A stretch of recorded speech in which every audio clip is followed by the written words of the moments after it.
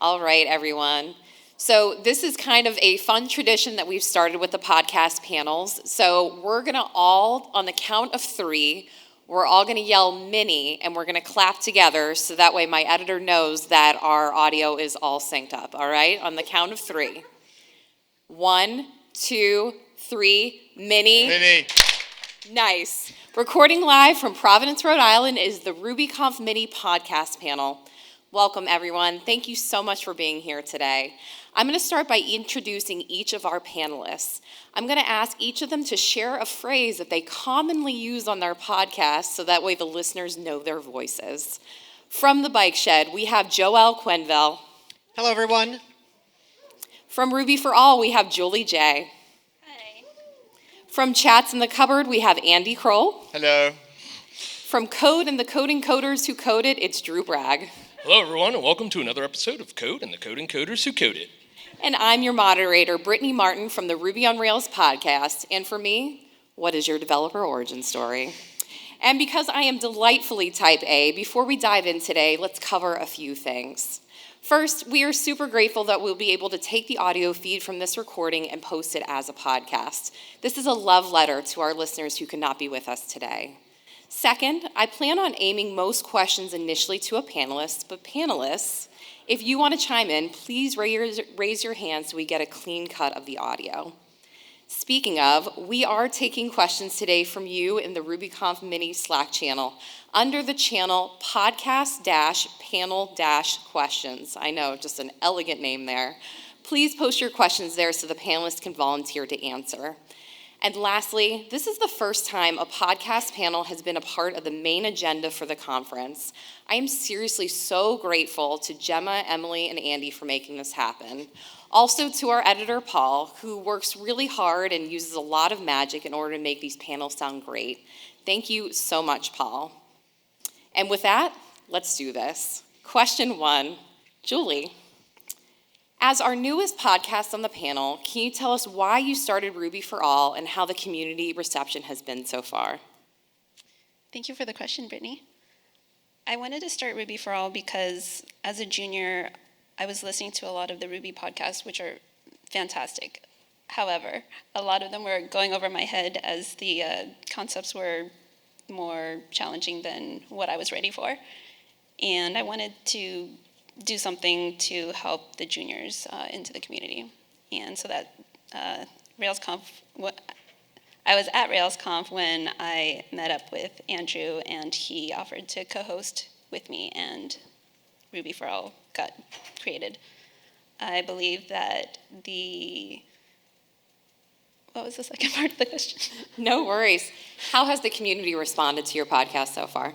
I think it's been great. We've had a lot of feedback saying that they really enjoyed it, and it's been helpful to some of our listeners. And again, we accept feedback. So if anybody has been listening, thank you, and also please let me know how we can improve. Joelle, as someone who has taken over hosting duties of a podcast myself, can you give us an inside view as to how that happened? So, Steph Vicari, who was the former host, along with Chris Toomey, was looking to transition off of the podcast. She and I were working together on a client project pretty closely, and I was feeding her a lot of ideas for potential topics to talk about on the Bike Shed. It got to the point where I got invited to the Bike Shed Trello board, and I could just directly add ideas onto the board. And so when it came time to bring on a new host, I had a little bit of an inside track there. And so I was really excited to come on. So I've got a follow-up question for you that's a little unfair and pretty hard, but how will this era of the Bike Shed be different and maybe a little bit the same? I think one thing that's unique about the Bike Shed is that it's a conversation show. It's not quite so much an interview approach, so it's just two people talking about interesting topics, and the audience gets to be a fly on the wall. And that is something that's part of, I think, the identity of the show that I definitely want to keep moving forward.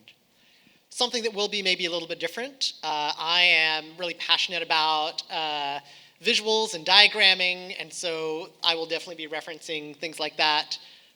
Recent listeners of the show will know that I have been hyping up dependency graphs a lot, and so if you have been interested to like come up and talk to me and you don't know like, oh, what do I say to him?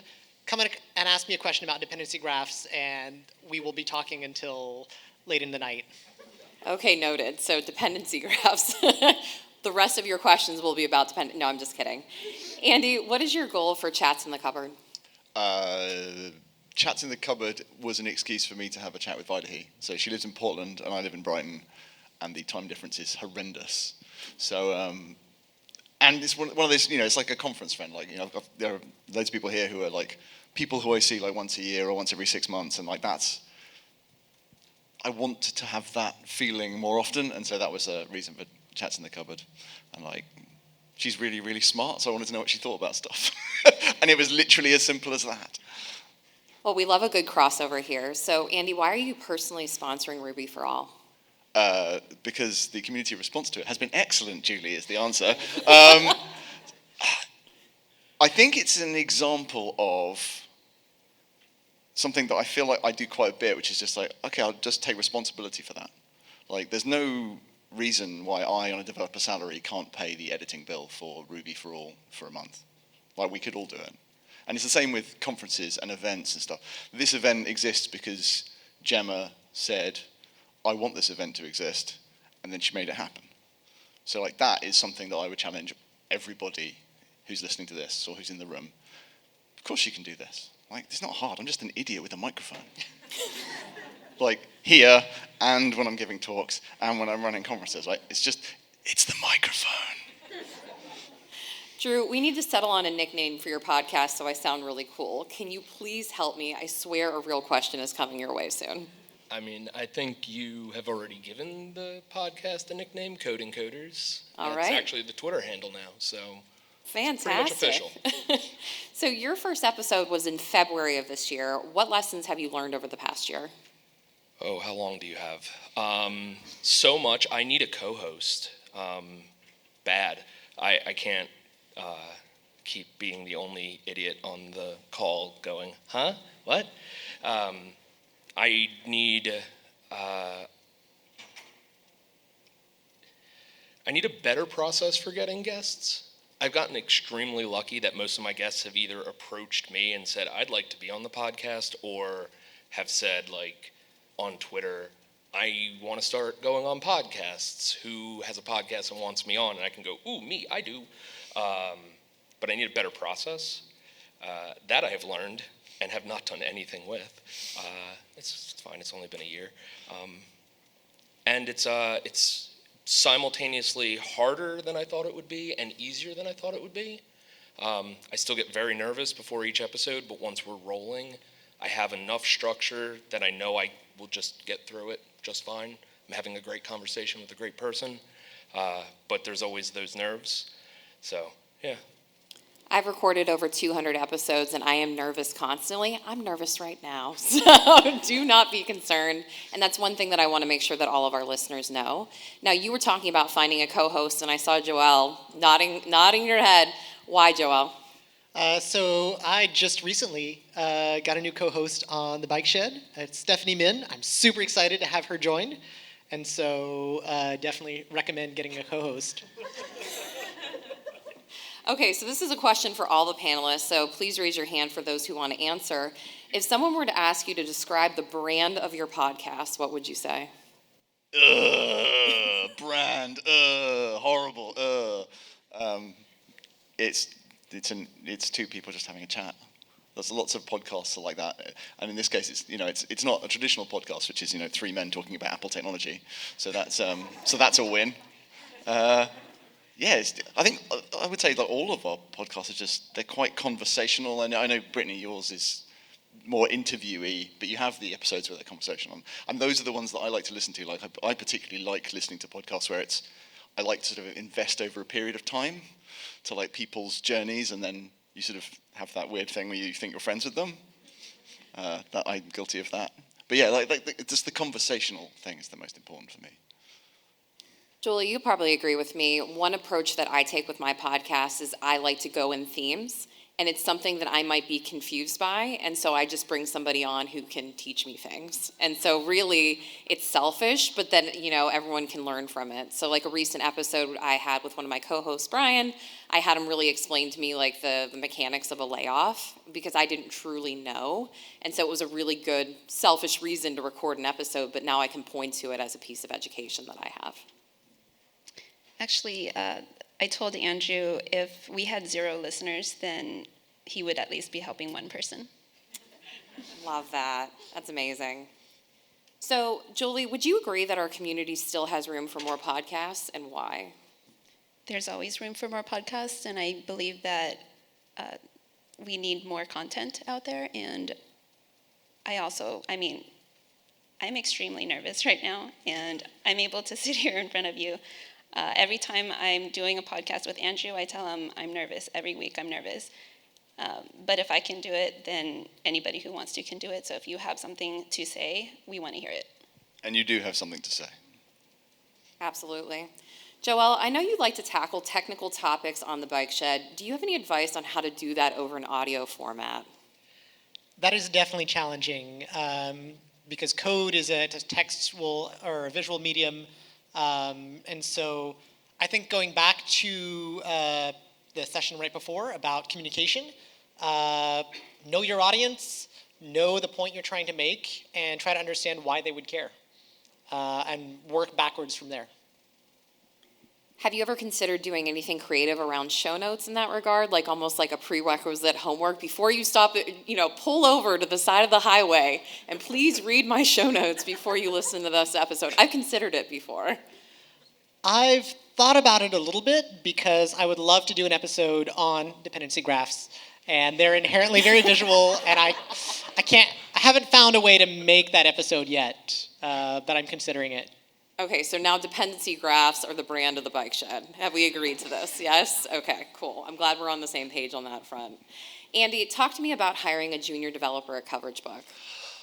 Right, yeah. So I'm currently in the process of hiring a junior developer. So this is part of the thing that I sort of kicked off in my head with the first Ruby Friend mentorship thing. We've decided that the thing that we've been telling ourselves that our team wasn't big enough, or we would do a bad job, or maybe we're not the best place to be hiring a junior, we decided that was bullshit. And as a result, are hiring people from boot camps in London with the idea that it's a year-long, fully paid job. It's not an internship. It's a fully paid job for a year. And at the end of that, as we know, there are many, many hundreds of 3 to 5 year experience jobs that you could totally get if you've got 12 months experience. So my plan is to keep generating those people. And by doing that, as an example, then wrap up how I'm doing that.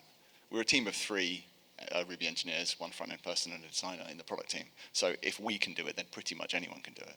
And I don't think it'll be that hard not in that kind of impossible hard way. Like, it will be hard, obviously, because hiring people is hard and teaching people is hard, but in a good and positive way, and hopefully in a way that will let others do the same thing, even with small teams. Love that. Tell me about the stats. Like, how many applicants did you get? Like, I can imagine just, because, the world of hiring junior developers is such a hot topic right now. And by the way, it should always be a hot topic. True. But not like the store.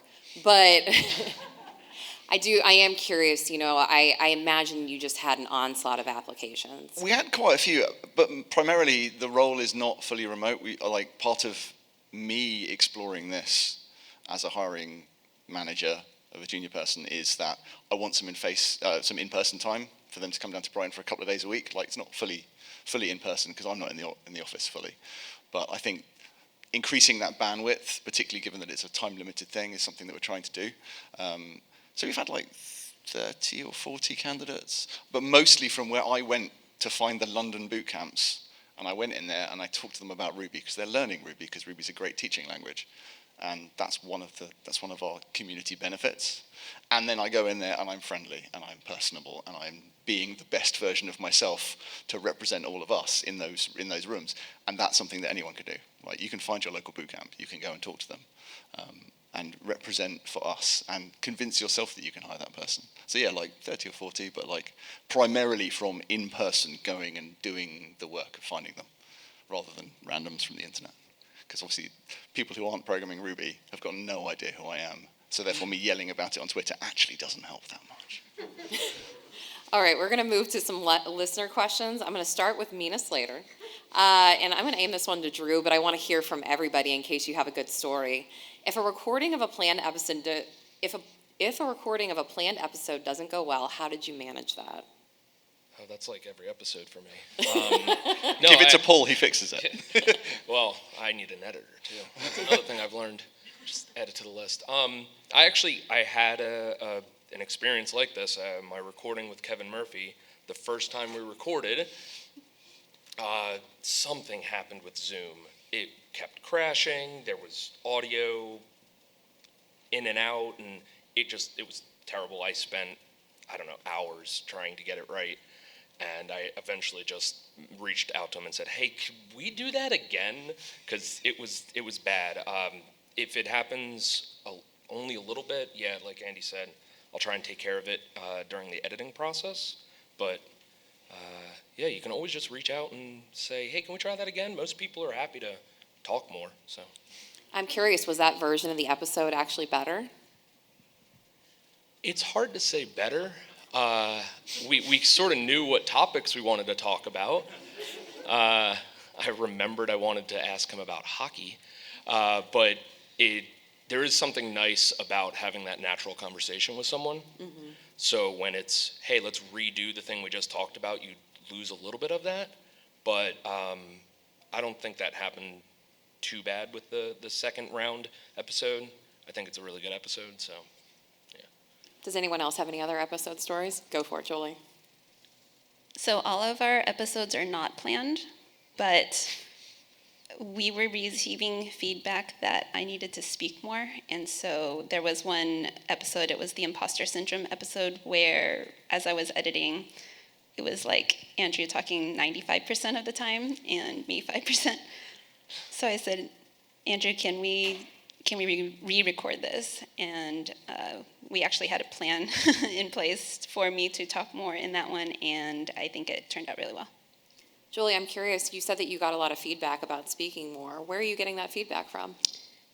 So I posted a tweet from Ruby for All requesting feedback, and a lot of the public ones were really great. And I got one DM, which was kind of like a hamburger feedback, so it was like really nice, and then one little feedback.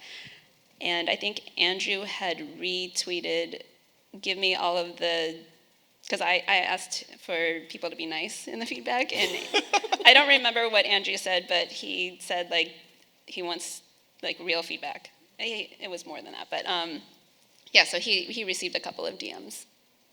I love that because before I had Paul as an editor, my editing was absolutely atrocious, and I'll own it right now because I took over the podcast a couple years ago.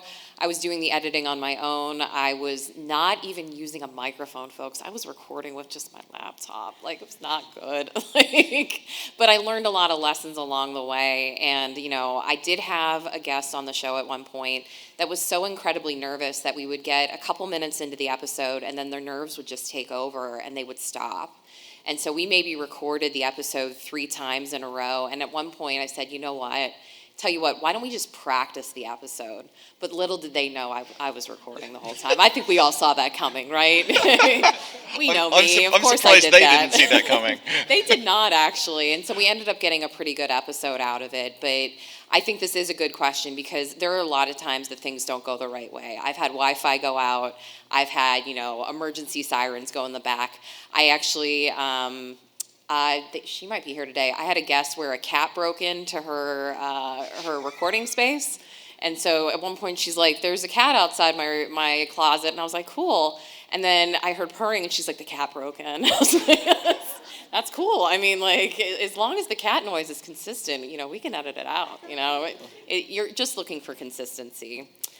Okay, anyone else have any episode stories? Okay, it's all very controlled when you're in a cupboard, No, we've right? got one coming up that's got really, really terrible audio quality, but there's nothing we can do about it. So Yeah. I'm just gonna have to apologise about that one. Okay, I like a pre-apology. So, I like the honesty. This there. sounds rubbish. Enjoy.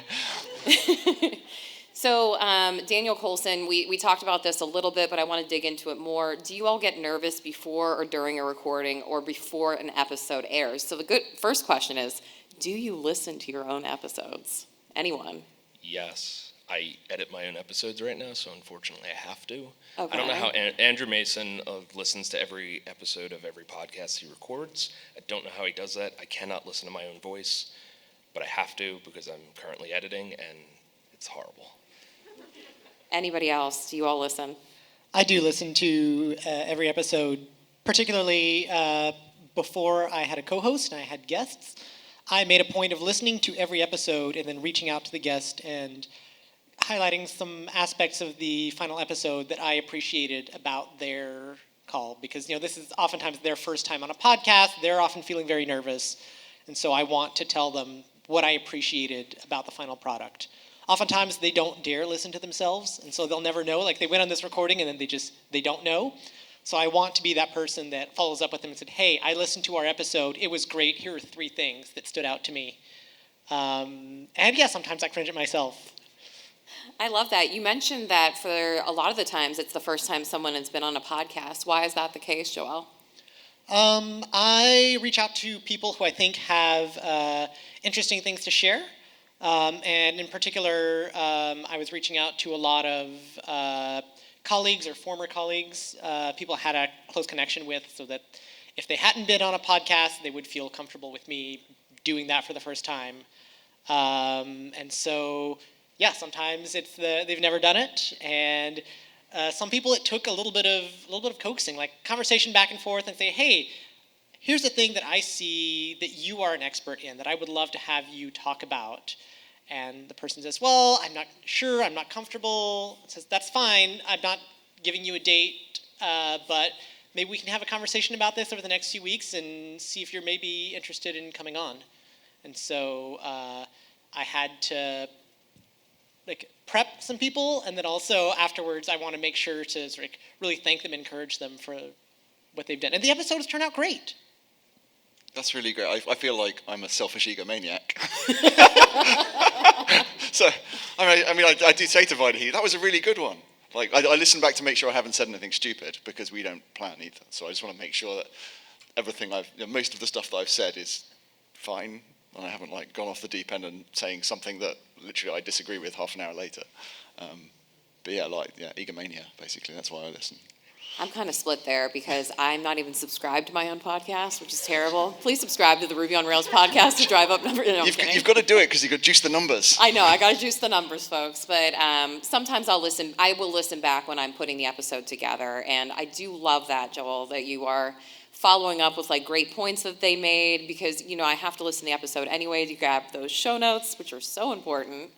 And so I think that's a really great way to make people feel included. One thing for me is that when I reach out to someone and ask them to be on the podcast, a lot of times I'll get no if they've never been on a podcast before. But my getcha is I tell them that I will send the questions ahead of time.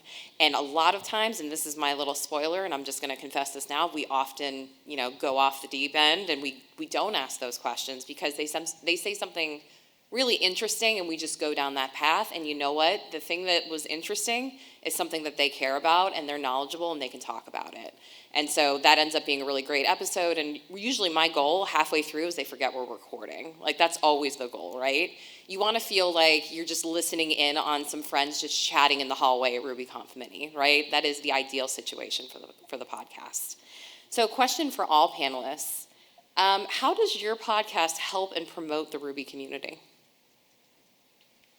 I don't think mine does. Maybe it does. I don't know. That's sort of for the people listening. I was joking about juicing the numbers because I've got no idea how many people listen to my podcast, because I don't care. Is it Ruby specific? What's the end goal there? It's kind of like senior-ish people talking about a single topic that they find interesting and exploring what the other person thinks about it. It's a chat, and Vida, he's in a cupboard. hence the clever naming.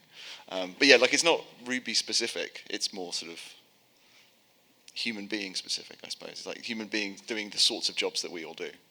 That's an interesting question, right? We have 5 podcasts represented on this panel, and 2 of them have the word Ruby in them, and 3 of them do not. So is that a good or a bad thing? I don't know. It's an okay thing. Mine does not have Ruby in the name, mostly because I didn't want to necessarily be exclusively Ruby. I wanted it to be about anything related to code or coding or being a programmer, whether it's the actual technical details or it's a day in the life or a junior trying to break into it and bringing their experiences from their previous job. A lot of us, especially boot camp grads, had a career for a while prior to becoming a software engineer, and that's a really important part of what we bring to the table. So when I was trying to come up with the name, apart from just not being clever enough to come up with anything with Ruby in the name, I didn't want it to be like, yeah, this is all we talk about is Ruby, and you have to be in the Ruby community to listen. You can be part of any community and listen. Hopefully, hearing how cool some Rubyists are, you come over to the dark side and start programming in Ruby. Does anyone else have any thoughts on that? I think for the bike shed, it's about more than just the code element. As software developers, a lot of our day-to-day life is definitely more than code. So we'll talk about things like working iteratively that applies to many different languages. We might talk about process. We might talk about Git. We might talk about learning and career, in addition to things like object-oriented design or particularly Ruby topics. I had an episode recently about class methods and when they are useful.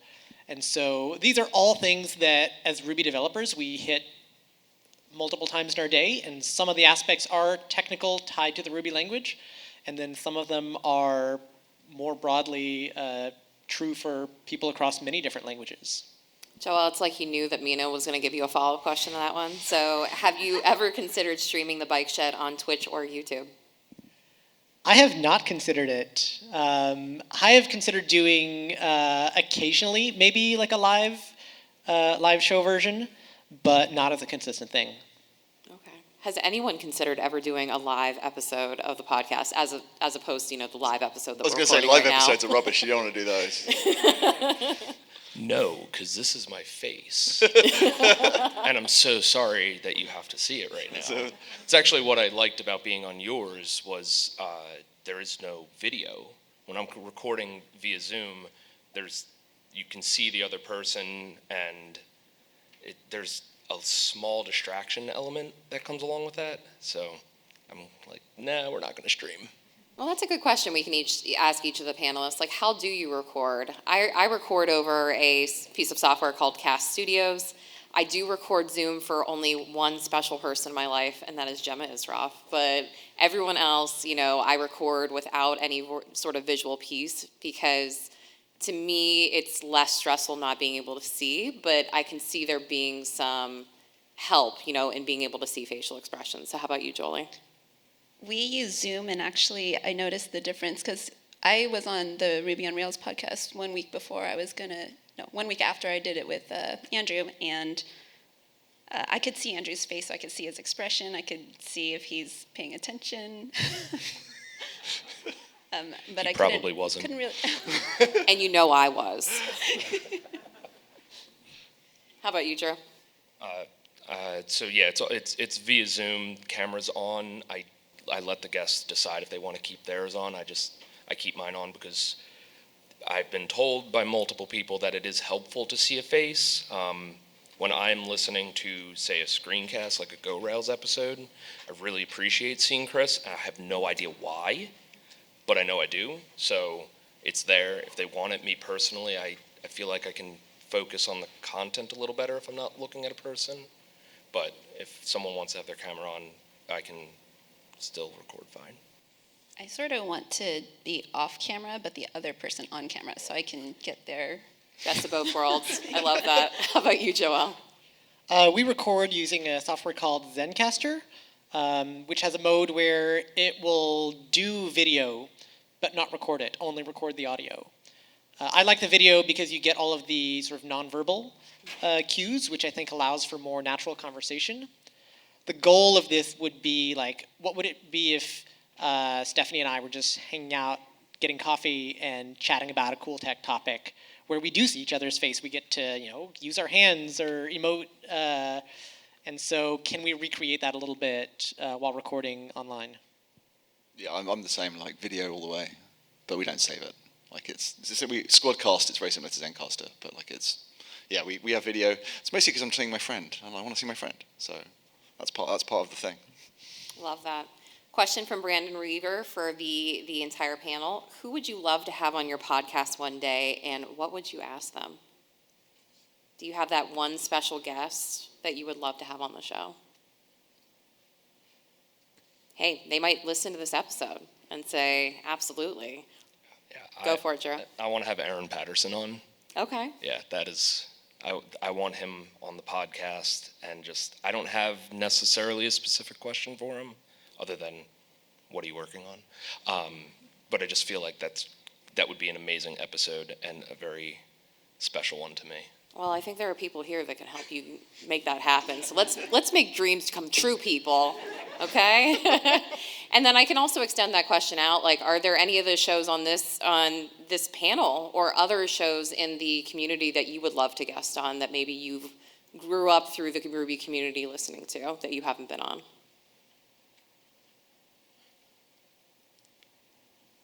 I mean, I, for one, would love to be on Ruby for All, but I would have to have the perfect topic ready to go. So, like, definitely not an immediate thing. I want to earn my way into a guest spot on Ruby for All. We can't wait to have you. I love this podcast matchmaking.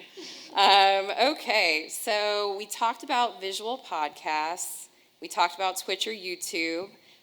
Question from Kayla, what are the unexpected legal and business things you have to deal with as someone running a podcast? I love this question so much. Does anyone consider legal and business things? No. Anyone? I'm just an idiot in a cupboard. Of course I don't think about that stuff. Like, what goes into actually producing a podcast? What goes into starting a podcast? And is anyone actually thinking about sponsors, merchandise, trademarks, logos, like all of that stuff? Anyone? I was concerned that our logo, because it's AI generated, we had to get a patent or something on it, but I had no idea it was AI generated. That is so cool. I love that about that. One thing that's interesting is that on the Bike Shed, we often talk about things that happen at work, and both Stephanie and I are consultants with ThoughtBot. We work with clients, and so if we want to talk about things that we've done, we have to figure out sort of how much anonymization we want to do. Sometimes even you want to talk about something that was challenging, and you don't want to throw a client under the bus. That's not cool. Not really so much a legal thing, but just I think, professionalism and being a nice person. Who has sponsors on their show? Does anyone have sponsors? Not me. Okay.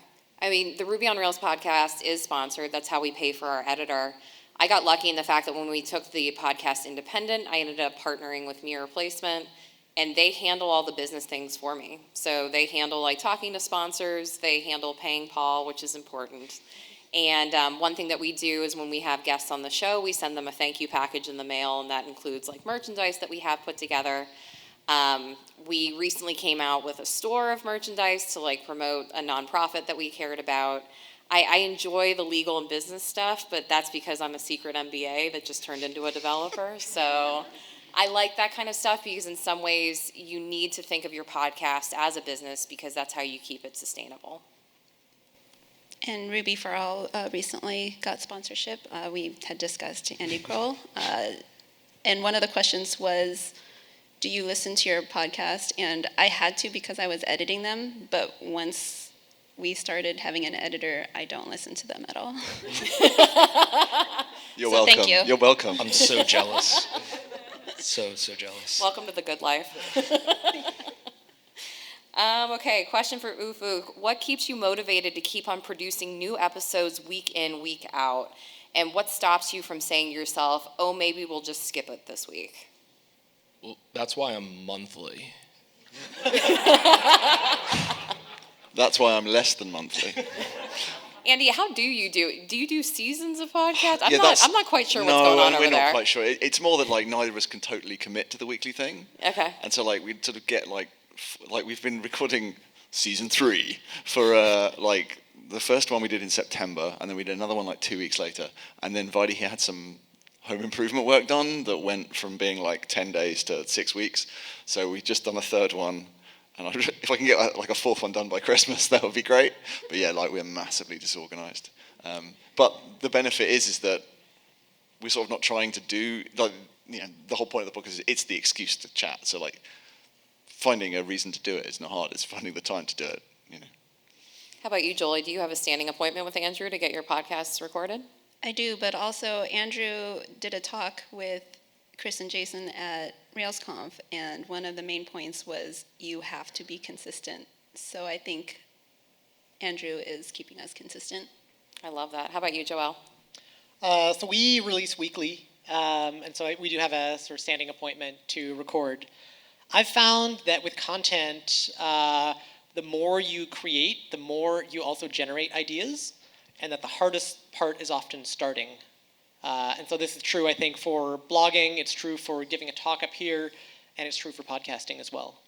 It's really hard. I have a goal this year, which I haven't ever done, and that is to produce 52 episodes of the Ruby on Rails podcast. And I'm currently on pace, which is great. I'm ahead of schedule on recording. Thank you.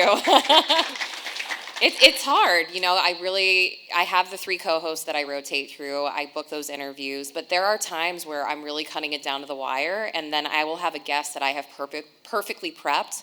We'll have an emergency come up, and they won't come. And so then I'm scrambling for another guest just in order to hit that deadline. And that deadline is fake in my mind, but like to me, Wednesday at 8 o'clock Eastern, there is a new episode coming out no matter what. And sometimes I've recorded that episode, sorry, Paul, Tuesday morning. And so thank goodness for Paul that he can turn those episodes out. But consistency is everything. Sorry for being inconsistent. Question from Jake. What's your favorite non-tech related podcast if you have one? Oh, I've been listening to Dead Eyes. And What's that about? It's the story of an actor who was cast in a very minor role in the Band of Brothers TV show and got fired by Tom Hanks, allegedly for having dead eyes. But it's more of an exploration of his career and it basically sent him into a tailspin. Obviously, like he was a young actor and he was trying to do this, but it sent him into an interesting like tailspin of self-examination. And now he's like an improvisational comic, and it's kind of a produced-y podcast, but I've already looked ahead in the feed because I picked it up. It's been going for like 3 years. I can already see that at some point he does get to speak to Tom Hanks. So it's just like this really fascinating journey, and it's not about that thing. It's no longer about the hurt that he felt at the time, but it's a really interesting story. I love The Dropout as well, the Elizabeth Holmes thing where they reveal hyperbole in the lady's going to prison now, so spoilers, sorry. Anyone else have any non-tech related podcasts that they love? We die hard tech. Okay. I'm concerned that we're going through this whole podcast panel and I haven't mentioned that I do CrossFit. So let's just make sure I get that in there. I do CrossFit. No, I'm kidding. I do listen to a podcast called Scale and Bail, and the idea behind it is that anybody can do CrossFit. So like, how can you scale it back so it's accessible to everyone? I really love that podcast because it's just listening to 2 good friends as I'm driving to the gym. I enjoy that a lot. I also listen to a lot of like just random comedy podcasts. They make me happy. But the tech-related podcasts are really important to me. That is like my time in the car. Like that's where I catch up on the latest news. I miss Ruby 5 so much. Can someone bring back Ruby 5? Does anybody remember what Ruby 5 was? Anyone? Hands up? Okay. Ruby 5 was this amazing podcast where it was just 5 minutes of Ruby news. It came out like twice a week, right? I love that. If someone could bring that back, I will sponsor you. So I'll just quote you right there. It's a great podcast. Jordan, do you have any habits or rituals you always do before hosting an interview or a podcast? Freak out. Have a wee. Okay. You got to have a wee before. You can't break a bike. Just went for a wee. You can't break a podcast. I'm terribly sorry. We're having an interesting conversation. I've got a nip for it. You can't do that. It's rude. No, you really can't. Is there anything that you say to a guest before you start recording, Joelle? I have a whole spiel. Love it. Let's hear it. So first thing, we're on Zencaster. Just to let you know, we're showing video, but that's just so that you and I can see each other, get more of a human connection. It is not recorded. Don't worry. It's going to be audio only. This is recorded. We have an editor, so if at any point you feel uncomfortable or you want to re-say something that you've said, that's totally fine. If you want to say something that you've said a little bit differently, or you need to collect your thoughts, I ask you a question and you don't have an answer, that's fine. You can pause, wait a little bit, and say something, and our editor will cut it all up together, and it will sound perfectly smooth and intelligent. So you're all good. I love that. I always tell guests as they're coming on, like I explain to them that they need to have headphones in, that Paul will make them sound so good, and that we will start with their developer origin story, and they can absolutely lie to me, and I'll have no idea. And that is a great way to start a podcast, with an absolute lie. It gets people to be comfortable because you're starting with an opinion, and then you're going into like their own fact. And so that is definitely one of my rituals. Now, Jeremy asked a great question. How much pre-post chit-chat is there on your podcast? And also, how much content from each recording session actually makes it into the final episode? So I'll aim that one to Julie. So we have a weekly scheduled meeting for 1 hour. Our podcast is 30 minutes. We'll probably talk for about 5 minutes with guest or without, just to kind of plan out what are we going to talk about today. We usually pick the topic at that time. And we usually end early, so there's not too many chatter, I guess. I mean, a good for us. follow-up question, Julie, how do you know when it's over? Like, sometimes that's hard, right? How do you know when, the content is there and you're ready to hit cut? Good question. Andrew has a timer so that about 30 minutes he'll say like, okay, it's time to wrap up. But we also got feedback that on one of the episodes they wished that it was longer because of the content. And so we're not strictly to 30 minutes, but I'll try to be more mindful if there's a lot of good information we'll go over. I think the lesson there is the listeners are very greedy and they want more content. So let's produce more content, friends. Andy? Yeah, I mean, the really fun stuff's the stuff you don't hear. Because I'm Friday and I friends, so like it's catching up on family stuff at the beginning or whatever it is, and then like obviously horrendous spicy hot takes that are not for broadcast. One of my co-hosts, Nick Schwader, and I have like a very specific format. So the first 5 minutes is just personal chat, like how are you doing, like physically and mentally. Then we'll hit record, we'll record for 30 minutes, and then we hang up, and then we gossip for 15 to 20 minutes. It's all about the gossip. It would be a fascinating podcast, but no. The concern is always that we're still recording and that I won't have listened to the episode. We've learned that lesson today, right, folks? I won't have listened. And Paul will have thought it was great, and so he'll keep the gossip in, and then my reputation is ruined. So I'm kidding. It's never that spicy, but it's a lot of fun. I love having that recording sandwiched in the middle there. How about you, Joel? I think when there have been guests, a lot of the sort of pre and post is providing reassurance, making them feel comfortable. And so that's not the kind of things that make for interesting bloopers. I think now that we're in the era of co-hosts, Stephanie and I are getting more comfortable just being silly around each other. And so there will definitely start to be more interesting outtakes that we will probably release at some point in a blooper episode. Didn't the Bike Shed used to start with bloopers? They did, yes. Okay. And so you think you might bring that back? I would love to bring that back. Okay, you heard it here, folks. Bloopers are coming back on the Bike Shed. That's exciting. How about for you, Drew? It depends. The very first episode was with Andrew Mason. I think the episode is about 50 minutes long, and the recording's about 4 hours long. Because ADHD. We both have it pretty bad, and we play off each other's really well. It was a lot of fun. It was a great episode to record. It was just no one's going to listen to well, actually, I don't know. If you want to listen to a 4-hour episode, then let me know. Dog's got to get walked, right? I mean, that's the...